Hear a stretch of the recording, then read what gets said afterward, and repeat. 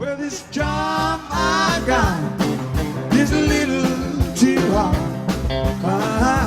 Running out of money, Lord, need more pay. I'm gonna wake up in the morning, Lord, I'm gonna pack my bag. I'm gonna beat it all down that line.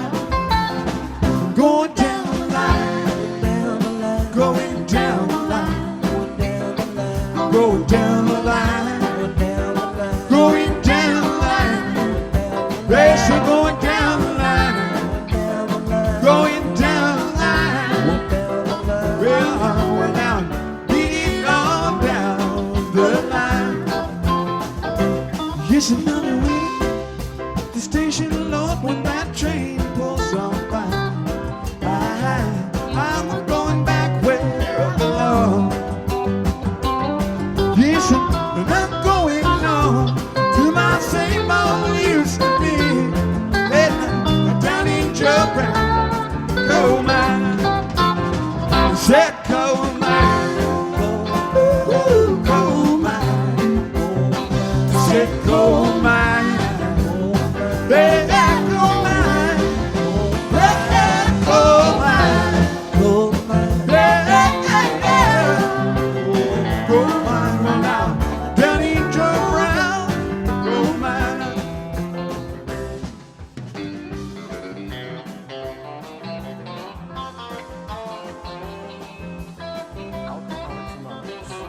Copyright 1939, 1955, 1976, 2001 by Alcoholics Anonymous World Services, Incorporated. All rights reserved.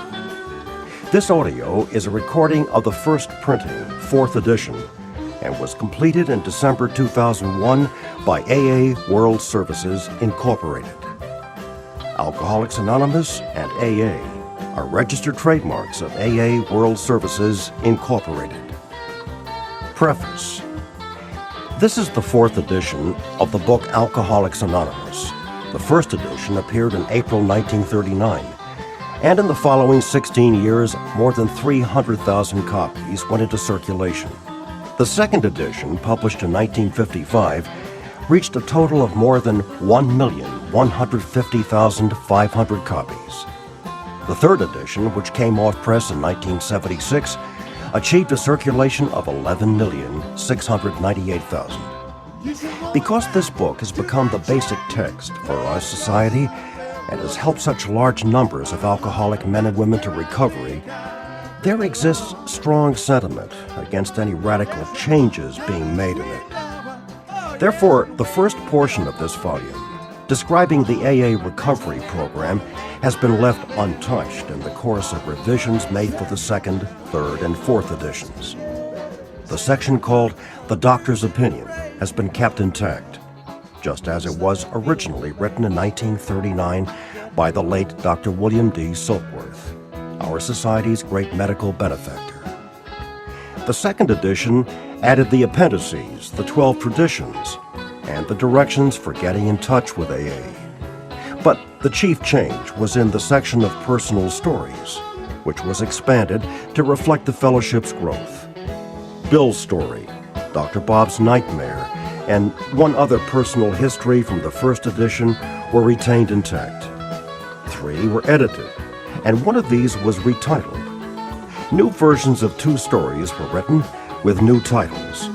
30 completely new stories were added, and the story section was divided into 3 parts under the same headings that are used now. In the third edition, Part 1, Pioneers of AA, was left unchanged. 9 of the stories in Part 2, they stopped in time, were carried over from the second edition. 8 new stories were added. In Part 3, they lost nearly all. 8 stories were retained. 5 new ones were added. This 4th edition includes the 12 concepts for world service and revises the 3 sections of personal stories as follows.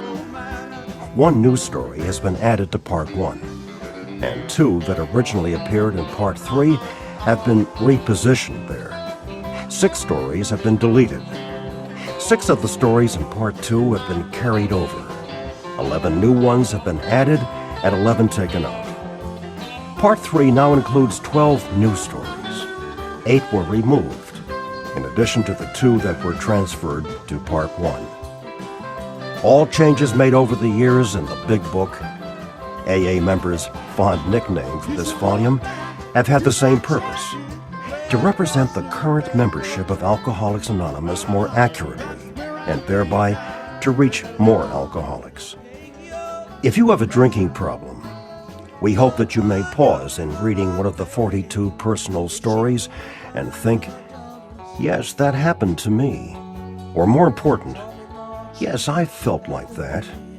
Or most important, yes, I believe this program can work for me too. Foreword to First Edition. This is the foreword as it appeared in the first printing of the first edition in 1939. We of Alcoholics Anonymous are more than 100 men and women who have recovered from a seemingly hopeless state of mind and body. To show other alcoholics precisely how we have recovered is the main purpose of this book. For them, we hope these pages will prove so convincing that no further authentication will be necessary. We think this account of our experiences will help everyone to better understand the alcoholic. Many do not comprehend that the alcoholic is a very sick person. And besides, we are sure that our way of living has its advantages for all. It is important that we remain anonymous because we are too few, at present, to handle the overwhelming number of personal appeals which may result from this publication. Being mostly business or professional folk, we could not well carry on our occupations in such an event. We would like it understood that our alcoholic work is an avocation. When writing or speaking publicly about alcoholism, we urge each of our fellowship to omit his personal name, designating himself instead as a member of Alcoholics Anonymous. Very earnestly, we ask the press also to observe this request, for otherwise we shall be greatly handicapped. We are not an organization in the conventional sense of the word. There are no fees or dues whatsoever. The only requirement for membership is an honest desire to stop drinking. We are not allied with any particular faith, sect, or denomination, nor do we oppose anyone. We simply wish to be helpful to those who are afflicted. We shall be interested to hear from those who are getting results from this book, particularly from those who have commenced work with other alcoholics. We should like to be helpful to such cases. Inquiry by scientific, medical, and religious societies will be welcomed. Foreword to second edition. Figures given in this foreword describe the fellowship as it was in 1955. Since the original foreword to this book was written in 1939, a wholesale miracle has taken place. Our earliest printing voiced the hope that every alcoholic who journeys will find the fellowship of Alcoholics Anonymous at his destination. Already, continues the early text, 2s and 3s and 5s of us have sprung up in other communities. 16 years have elapsed between our first printing of this book and the presentation in 1955 of our second edition. In that brief space, Alcoholics Anonymous has mushroomed into nearly 6,000 groups, whose membership is far above 150,000 recovered alcoholics. Groups are to be found in each of the United States and all of the provinces of Canada. AA has flourishing communities in the British Isles, the Scandinavian countries, South Africa, South America, Mexico, Alaska, Australia, and Hawaii. All told, promising beginnings have been made in some 50 foreign countries and U.S. possessions. Some are just now taking shape in Asia. Many of our friends encourage us by saying that this is but a beginning, only the augury of a much larger future ahead. The spark that was to flare into the first AA group was struck at Akron, Ohio in June 1935, during a talk between a New York stockbroker and an Akron physician. 6 months earlier, the broker had been relieved of his drink obsession by a sudden spiritual experience, following a meeting with an alcoholic friend who had been in contact with the Oxford groups of that day. He had also been greatly helped by the late Dr. William D. Silkworth, a New York specialist in alcoholism who was now accounted no less than a medical saint by AA members, and whose story of the early days of our society appears in the next pages. From this doctor, the broker had learned the grave nature of alcoholism. Though he could not accept all the tenets of the Oxford groups, he was convinced of the need for moral inventory, confession of personality defects, restitution to those harmed, helpfulness to others, and the necessity of belief in and dependence upon God. Prior to his journey to Akron, the broker had worked hard with many alcoholics on the theory that only an alcoholic could help an alcoholic, but he had succeeded only in keeping sober himself. The broker had gone to Akron on a business venture which had collapsed, leaving him greatly in fear that he might start drinking again. He suddenly realized that in order to save himself, he must carry his message to another alcoholic. That alcoholic turned out to be the Akron physician. This physician had repeatedly tried spiritual means to resolve his alcoholic dilemma, but had failed. But when the broker gave him Dr. Silkworth's description of alcoholism and its hopelessness, the physician began to pursue the spiritual remedy for his malady with a willingness he had never before been able to muster. He sobered, never to drink again up to the moment of his death in 1950. This seemed to prove that one alcoholic could affect another as no non-alcoholic could. It also indicated that strenuous work, one alcoholic with another, was vital to permanent recovery. Hence, the two men set to work almost frantically upon alcoholics arriving in the ward of the Akron City Hospital. Their very first case, a desperate one, recovered immediately and became AA number 3. He never had another drink.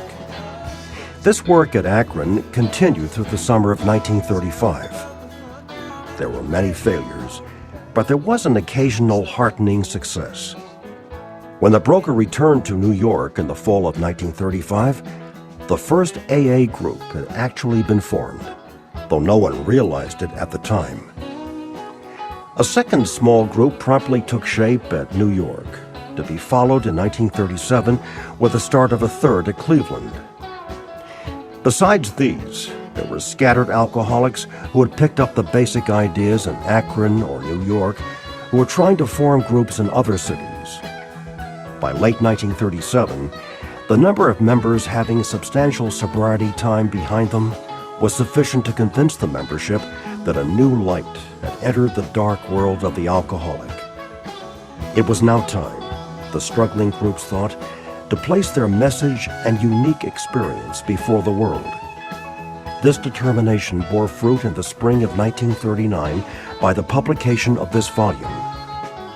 The membership had then reached about 100 men and women. The fledgling society, which had been nameless, now began to be called Alcoholics Anonymous, from the title of its own book. The flying blind period ended, and AA entered a new phase of its pioneering time. With the appearance of the new book, a great deal began to happen.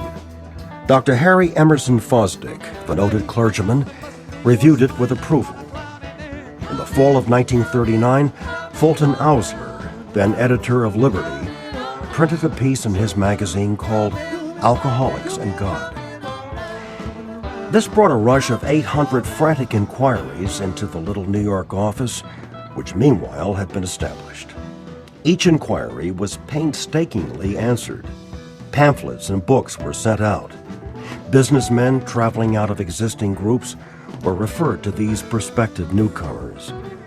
New groups started up, and it was found to the astonishment of everyone that AA's message could be transmitted in the mail as well as by word of mouth. By the end of 1939, It was estimated that 800 alcoholics were on their way to recovery.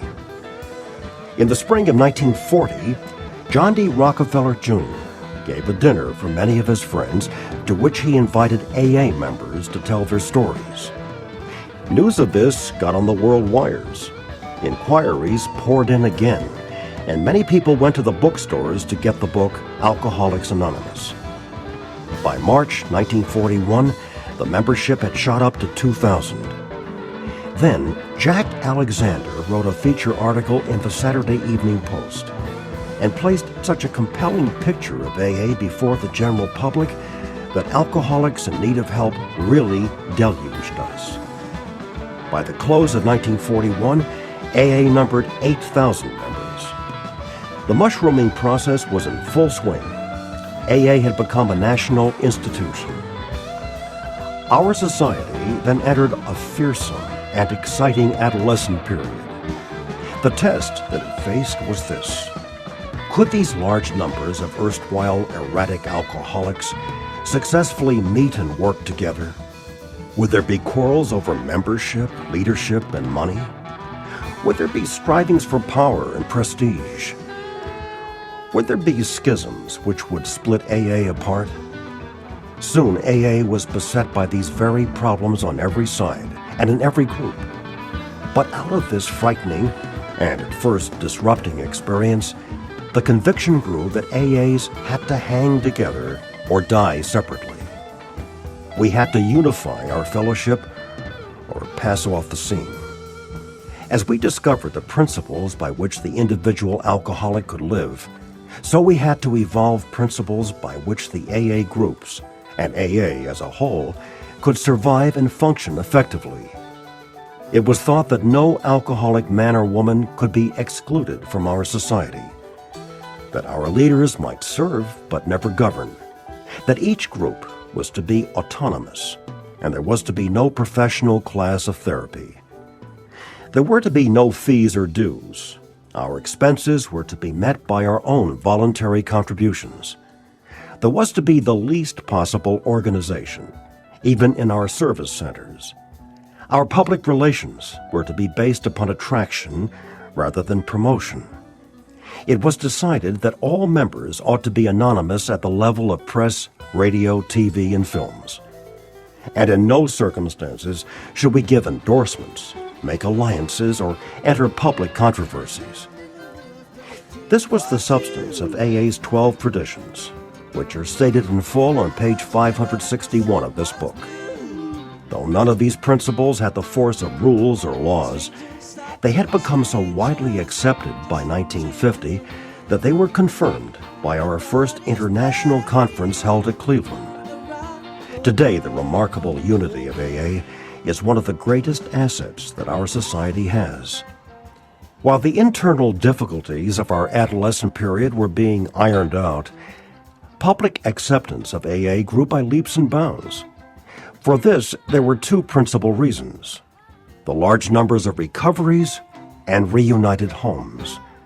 These made their impressions everywhere. Of alcoholics who came to AA and really tried, 50% got sober at once and remained that way. 25% sobered up after some relapses, and among the remainder, those who stayed on with AA showed improvement. Other thousands came to a few AA meetings and at first decided they didn't want the program. But great numbers of these, about 2 out of 3, began to return as time passed. Another reason for the wide acceptance of AA was the ministration of friends in medicine, religion, and the press, together with innumerable others who became our able and persistent advocates. Without such support, AA could have made only the slowest progress. Some of the recommendations of AA's early medical and religious friends will be found further on in this book. Alcoholics Anonymous is not a religious organization. Neither does AA take any particular medical point of view, though we cooperate widely with the men of medicine as well as with the men of religion.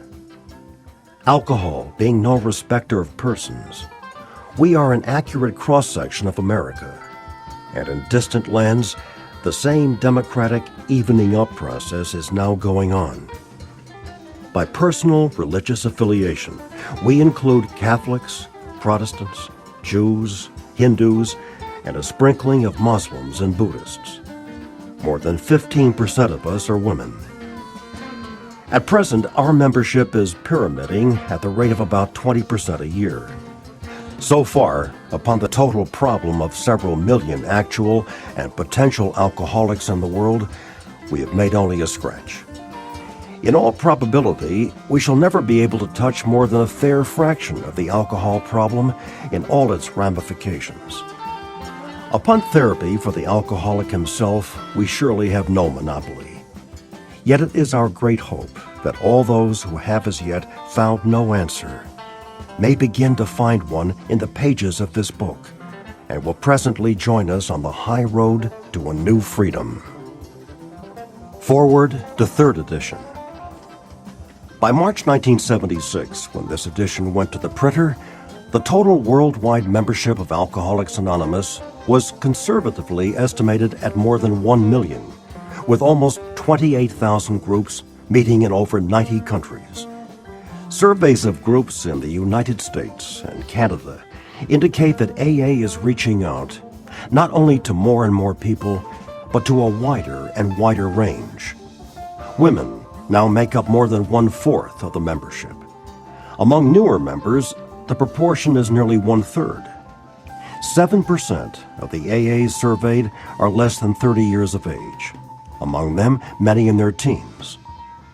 The basic principles of the AA program, it appears, hold good for individuals with many different lifestyles, just as the program has brought recovery to those of many different nationalities.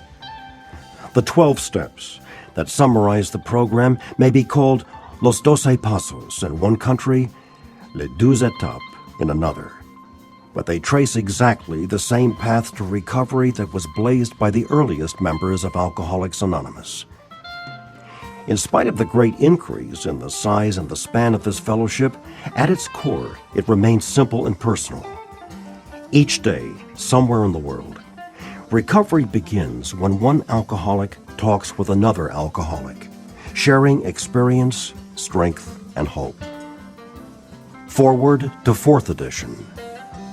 This 4th edition of Alcoholics Anonymous came off press in November 2001, at the start of a new millennium.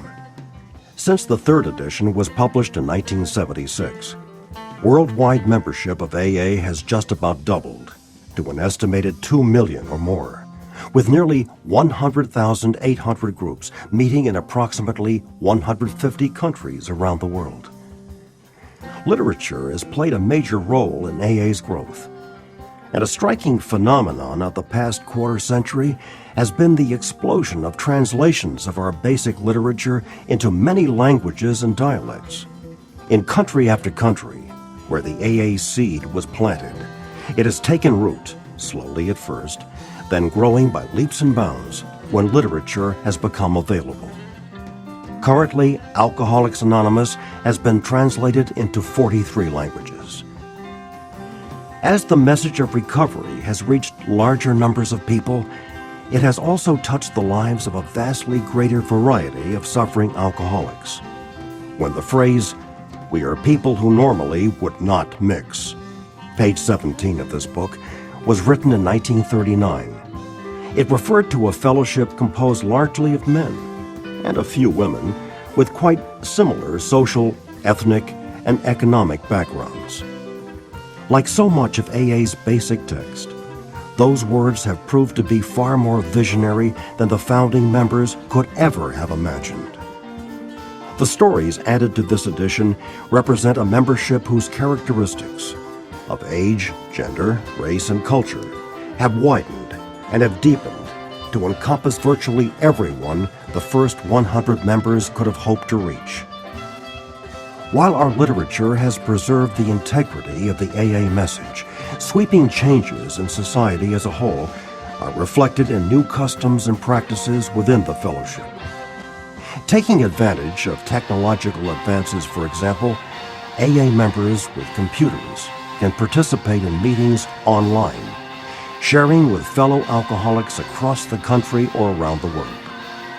Fundamentally, though, the difference between an electronic meeting and the home group around the corner is only one of format.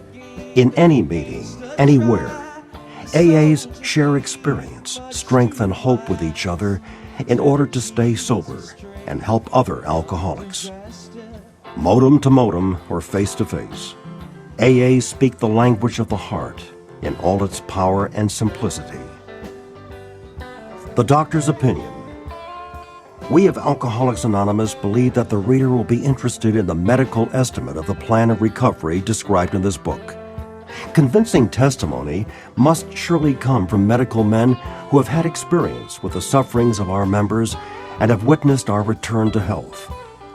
A well-known doctor, chief physician at a nationally prominent hospital specializing in alcoholic and drug addiction, gave Alcoholics Anonymous this letter. To whom it may concern, I have specialized in the treatment of alcoholism for many years. In late 1934, I attended a patient who, though he had been a competent businessman of good earning capacity, was an alcoholic of a type I had come to regard as hopeless. In the course of his third treatment, he acquired certain ideas concerning a possible means of recovery. As part of his rehabilitation, he commenced to present his conceptions to other alcoholics, impressing upon them that they must do likewise with still others. This has become the basis of a rapidly growing fellowship of these men and their families. This man and over 100 others appear to have recovered. I personally know scores of cases who were of the type with whom other methods had failed completely. These facts appear to be of extreme medical importance. Because of the extraordinary possibilities of rapid growth inherent in this group, they may mark a new epoch in the annals of alcoholism. These men may well have a remedy for thousands of such situations. You may rely absolutely on anything they say about themselves. Very truly yours, William D. Silkworth, M.D. The physician who, at our request, gave us this letter has been kind enough to enlarge upon his views in another statement which follows.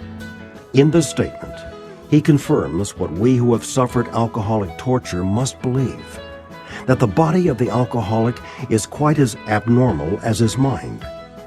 It did not satisfy us to be told that we could not control our drinking just because we were maladjusted to life, that we were in full flight from reality, or were outright mental defectives.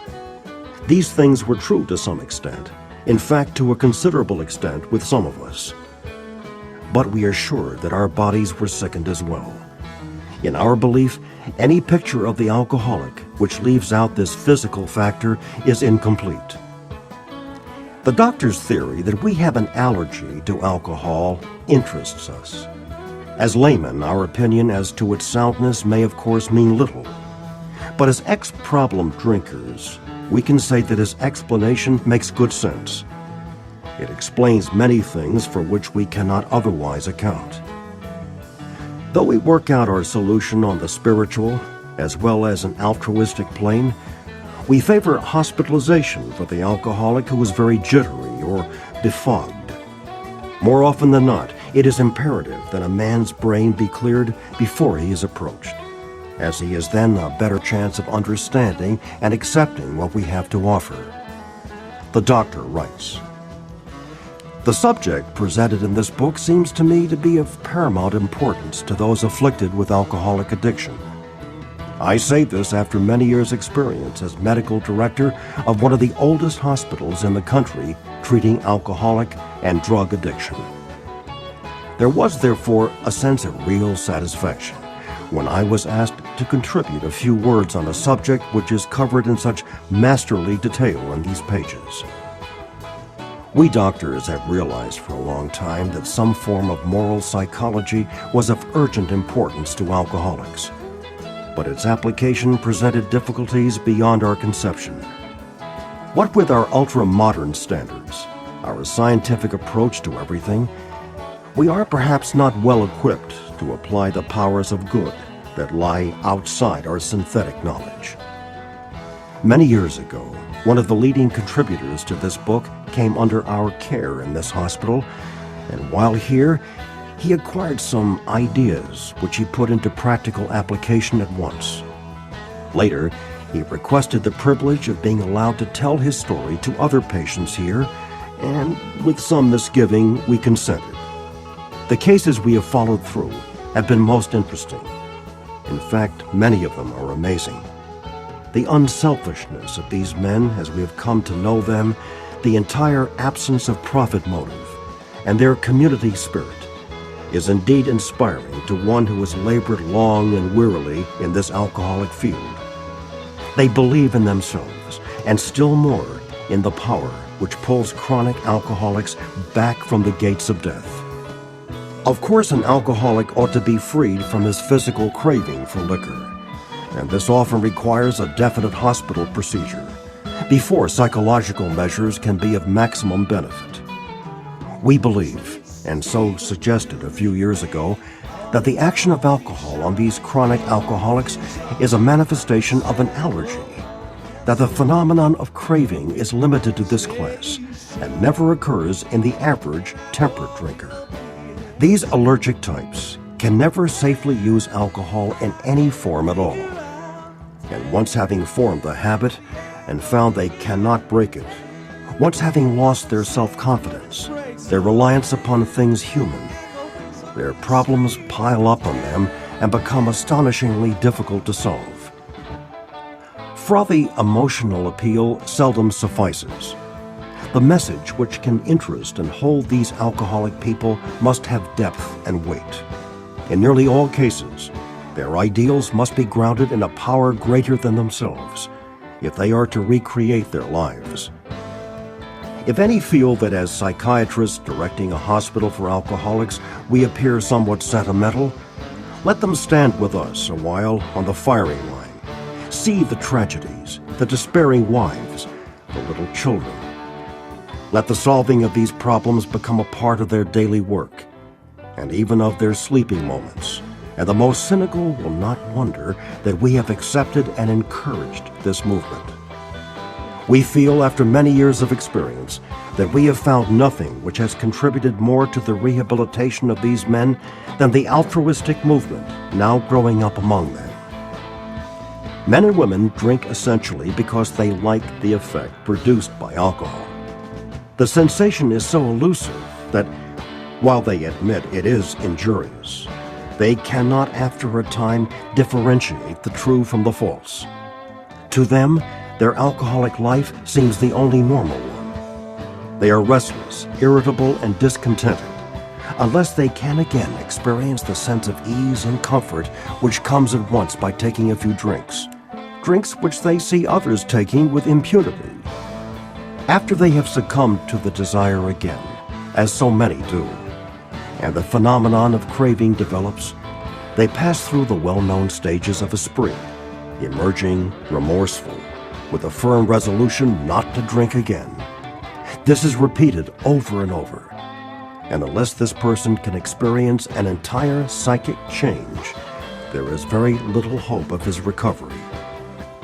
On the other hand, and strange as this may seem to those who do not understand, once a psychic change has occurred, the very same person who seemed doomed, who had so many problems he despaired of ever solving them, suddenly finds himself easily able to control his desire for alcohol, the only effort necessary being that required to follow a few simple rules. Men have cried out to me in sincere and despairing appeal, "Doctor, I cannot go on like this.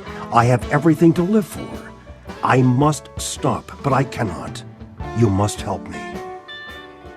Faced with this problem, if a doctor is honest with himself, he must sometimes feel his own inadequacy.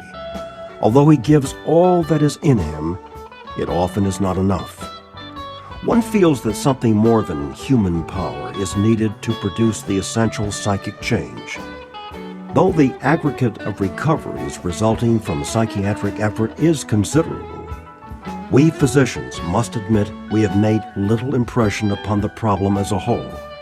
Many types do not respond to the ordinary psychological approach. I do not hold with those who believe that alcoholism is entirely a problem of mental control. I've had many men who had, for example, worked a period of months on some problem or a business deal which was to be settled on a certain date, favorably to them. They took a drink a day or so prior to the date, and then the phenomenon of craving at once became paramount to all other interests, so that the important appointment was not met. These men were not drinking to escape. They were drinking to overcome a craving beyond their mental control. There are many situations which arise out of the phenomenon of craving which cause men to make the supreme sacrifice rather than continue to fight. The classification of alcoholics seems most difficult, and in much detail is outside the scope of this book. There are, of course, the psychopaths who are emotionally unstable. We are all familiar with this type. They are always going on the wagon for keeps. They are over-remorseful and make many resolutions, but never a decision. There is the type of man who is unwilling to admit that he cannot take a drink. He plans various ways of drinking. He changes his brand or his environment. There is the type who always believes that after being entirely free from alcohol for a period of time, he can take a drink without danger. There is the manic-depressive type who is perhaps the least understood by his friends, and about whom a whole chapter could be written. Then there are types entirely normal in every respect, except in the effect alcohol has upon them. They are often able, intelligent, friendly people. All these and many others have one symptom in common. They cannot start drinking without developing the phenomenon of craving. This phenomenon, as we have suggested, may be the manifestation of an allergy which differentiates these people and sets them apart as a distinct entity. It has never been, by any treatment with which we are familiar, permanently eradicated.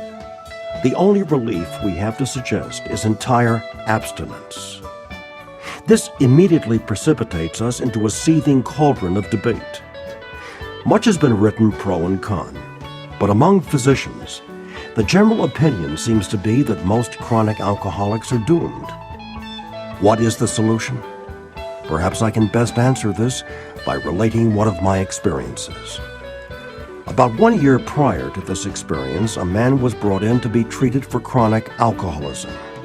He had but partially recovered from a gastric hemorrhage and seemed to be a case of pathological mental deterioration.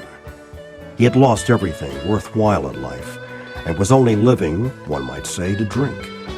He frankly admitted and believed that for him there was no hope. Following the elimination of alcohol, there was found to be no permanent brain injury. He accepted the plan outlined in this book. 1 year later, he called to see me, and I experienced a very strange sensation. I knew the man by name and partly recognized his features, but there all resemblance ended. From a trembling, despairing, nervous wreck had emerged a man brimming over with self-reliance and contentment. I talked with him for some time, but was not able to bring myself to feel that I had known him before. To me, he was a stranger, and so he left me. A long time has passed with no return to alcohol. When I need a mental uplift, I often think of another case brought in by a physician prominent in New York. The patient had made his own diagnosis, and deciding his situation hopeless, had hidden in a deserted barn, determined to die. He was rescued by a searching party and in desperate condition brought to me. Following his physical rehabilitation, he had a talk with me in which he frankly stated he thought the treatment a waste of effort, unless I could assure him, which no one ever had, that in the future he would have the willpower to resist the impulse to drink. His alcoholic problem was so complex and his depression so great that we felt his only hope would be through what we then called moral psychology, and we doubted if even that would have any effect. However, he did become sold on the ideas contained in this book. He has not had a drink for a great many years. I see him now and then, and he is as fine a specimen of manhood as one could wish to meet.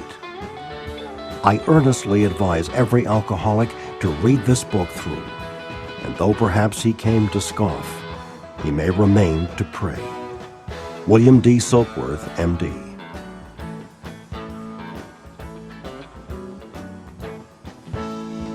Back to back, chicken shack,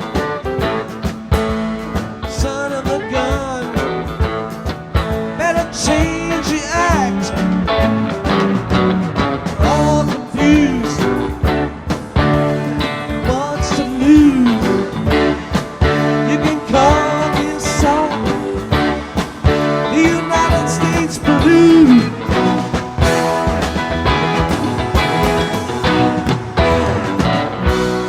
Wave that flag, waving wide and high.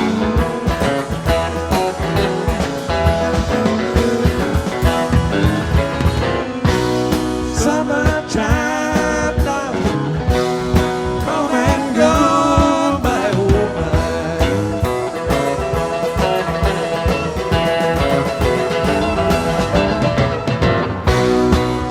Summertime now, come and go, my oh my. My oh my, oh my, oh my. Summertime now, come and go, my oh my.